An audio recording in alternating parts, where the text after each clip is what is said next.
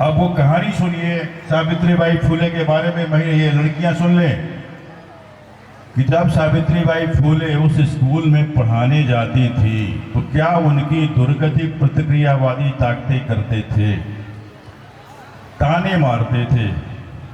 अरे मलिनिया पढ़ाने जा रही है, माली जाति के थे, उन पर जो है कीचड़ फेंका जाता था, गोबर फेंका जाता था, तरह तरह से हतोत्साहित किया जाता था। तो माता सावित्रीबाई फूले 2 साड़ियां लेकर जाती थी। एक साड़ी जो है रास्ते में लोग क्या कर देते थे, गंदी कर देते थे, उसको उतार करके माता जी जो है क्या दूसरी साड़ी में पढ़ाती थी। ये त्याग है जिसकी वजह से आज तुम यहाँ पर हो। इसी बात को फिर जो है क्या किया, बाबा साहब ने आगे बढ़ाया। डॉक्टर भीमराव अम्बेडकर साहब ने, डॉक्टर भीमराव अम्बेडकर साहब के 3 गुरु थे। पहले गुरु थे महात्मा बुद्ध, दूसरे गुरु थे कबीर और तीसरे गुरु थे कौन, ज्योतिराव फूले साहब। तो उन्हीं का जब संविधान बना तो सारी चीजें बाबा साहब ने संविधान में रख दी। तो ये चीजें हैं, दरअसल मैं रंग में भंग भी कर रहा हूँ शायद, क्योंकि बच्चों के अभी प्रोग्राम हो गए, वो जो नृत्य और गान की जो झलक आंखों में पड़ती है तो ज़्यादा आकर्षित करती है। भाषण सुनना कोई नहीं चाहता है, तो मैं ज़्यादा विलंब नहीं करूँगा। और एक आधा फर्क और बता देता हूँ, चेतनता, सचेतनता, कॉन्शियसनेस। आपने गीता पढ़ी होगी, गीता में भगवान कृष्ण और अर्जुन का संवाद है। भगवान कृष्ण की चेतना जागृत है, अर्जुन की चेतना जागृत नहीं है। कृष्ण बार बार समझा रहे हैं लेकिन अर्जुन के समझ में नहीं आ रहा। इसलिए गीता कितने अध्याय तक चलती है, 18 अध्याय तक चलती है। और अगर कृष्ण की चेतनता के बराबर अर्जुन की चेतना होती तो गीता पहले ही अध्याय में समाप्त हो जाती। तो आप समझ लो कि कॉन्शियसनेस क्या है, चेतनता क्या है। चेतनता का आशय ये है कि अगर आपके सामने पेड़ दिख जाए तो बच्चे को जरूर सवाल करना चाहिए अपने मन से कि व्हाइट इज ग्रीन, ये पौधा कैसे हरा क्यों है। जब वो खोजबीन करेगा, तर्क करेगा तो पाएगा कि ड्यू टू क्लोरोफिल, क्लोरोफिल के कारण ये क्या है, हरा। यही सचेतनता है। और बच्चों के लिए मैं यही सचेतनता का और बात बता दूं, क्योंकि इनको जितने नैतिक ये होंगे उतना ही हमारा समाज नैतिक होगा, अच्छा होगा। तो इसके बारे में मुझे महात्मा बुद्ध की वो 5 पंचशील याद आता है। अगर उनको हम अपने जीवन में अपने बच्चों को बता दें और बच्चे उसको जीवन में अपने उतार लें तो मेरे ख्याल से मेरा मुल्क जो है खुशहाल बन सकता है। पहला है पाणातिपाता बेरमणि शिक्षा पदं समादियामी। पाणातिपाता, मैं किसी भी प्रकार की हिंसा नहीं करूंगा। सास बहू का झगड़ा कैसे होता है, एक दूसरे को ताने मारती है ना, ताने, तो वो कहेगा झगड़ा हुआ, आपने वाणी से किया। तो हिंसा जो है आपको मन, वाणी, कर्म तीनों से आपको किसी प्रकार की हिंसा नहीं करनी है। मेरा उद्देश्य आपको कायर बनाना नहीं है, मेरा उद्देश्य आपको कायर बनाना भी नहीं है कि आप इतने अहिंसक हो जाओगे साहब जो है गुंडा आपके जो है गालों पर राज करे, ये भी नहीं है। सम्यक छठे साठ्यम समाचरे, अगर आताई है तो फिर आताई की तरह आएंगे। लेकिन प्रायः जो नैतिकता है कि हम किसी भी प्रकार की हिंसा नहीं करेंगे मन, वाणी, कर्म से। दूसरा झगड़ा काहे का होता है, चोरी करते हैं हम, तो कहा गया उसमें अदिन्न दाना बेरमणि शिक्षा पदम समादियामी। मैं बिना दिया हुआ दान, बिना दिया हुआ दान का मतलब चोरी नहीं करूंगा, किसी भी तरह की चोरी।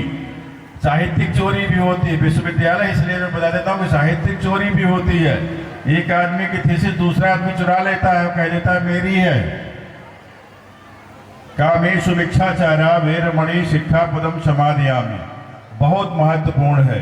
कामी शिक्षाचारा का मतलब है मैं किसी भी प्रकार का व्यभिचार, कामाचार, अपनी पत्नी के सिवा, अपने पति के सिवा मैं इधर उधर नहीं देखूंगी।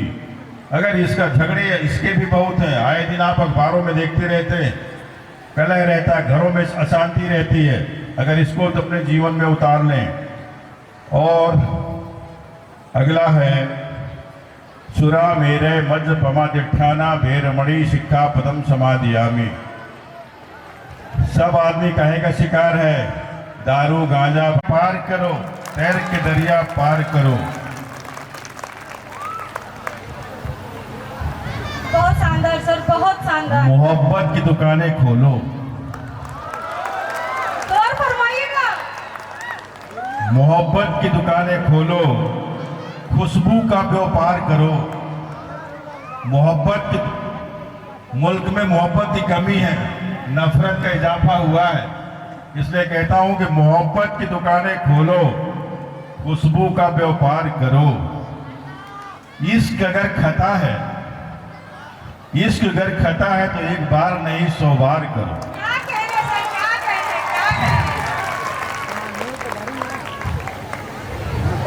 तो ये चंद शेरें थी। अब बच्चों की सफलता के लिए मैं यही संदेश देना चाहूंगा कि बिना मेहनत के, बिना लगन के, बिना संकल्प के, बिना उत्साह के कोई जंग आप जीत नहीं सकते हैं। इसलिए बच्चों, तुम अभी कुम्हार के चाक की अभी कच्ची मिट्टी हो। कुम्हार तुम्हारे मैडम लोग हैं, जैसा चाहे वैसा आकार रूप रंग तुम्हें दे सकते हैं और तुम उसमें ढल सकते हो। इसलिए कहता हूं कि मंजिल उन्हीं को मिलती है, मंजिल उन्हीं को मिलती है जिनके सपनों में जान होती है। मंजिल उन्हीं को मिलती है जिनके सपनों में जान होती है। पंखों से कुछ नहीं होता, हौसलों से उड़ान होती है, हौसलों से उड़ान होती है। अब मुझे जाना है। कल वक्त मिला, कल वक्त मिला तो सुलझाऊंगा तेरी जुल्फें। कल वक्त मिला तो सुलझाऊंगा तेरी जुल्फें। आज उलझा हूं वक्त को सुलझाने में, आज उलझा हूं वक्त को सुलझाने में। मैडम सुषमा समय नहीं दे रही है। अरे सर माफी चाहते हैं। बेटा चलते चलते अंतिम शेर। और ये जो शिक्षा व्यवस्था यहाँ मिल रही है, सम्यक शिक्षा लेना है आपको। देखो नौकरी मेरे ख्याल से बमुश्किल पूरे देश में 2 करोड़ से ज़्यादा नहीं है। आबादी आपकी 150 करोड़ होने को है, सबको नौकरियां नहीं मिलनी है। जब तक जीवन जीने की कला नहीं सीखोगे, आर्ट ऑफ लिविंग नहीं सीखोगे, तब तक आप अपने जीवन को सुखी नहीं बना सकते हो। कोई जरूरी नहीं कि नौकरी मिल ही जाए, आप उद्यम, व्यापार, व्यवसाय, एक दूसरे के साथ कैसे ट्रीट करना, व्यवहार करना, ये सब सीखना है। तो मैं यही चिराग है, मैं भी शेर जो पढ़ूंगा उसमें चिराग शब्द आएगा। तो ये जो रोशनी महाविद्यालय देगा आपको, ये आपका जीवन भर साथ देगी। तो मैं कहता हूं चिरागों को अपनी आंखों में महफूज रखना। महफूज का मतलब सुरक्षित, ये जो शिक्षा है।